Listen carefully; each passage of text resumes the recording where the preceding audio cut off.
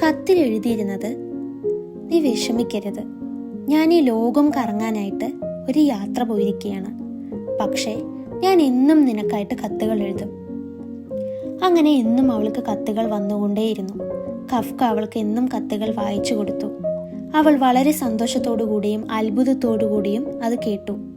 അവസാനം കഫ്ക ഒരു പുതിയ പാവയെ വാങ്ങിച്ച് അവളുടെ പാവ തിരിച്ചു വന്നതായി പറഞ്ഞ് അവളുടെ കയ്യിൽ കൊടുത്തു.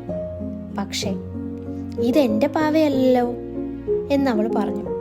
അപ്പൊ കഫ്ക വീണ്ടും ഒരു കത്ത് കൊടുത്തു. അതിലെഴുതിയിരുന്നത്, എൻ്റെ യാത്രകൾ എന്നിൽ ഒരുപാട് മാറ്റങ്ങൾ കൊണ്ടുവന്നു. My travels have changed me a lot.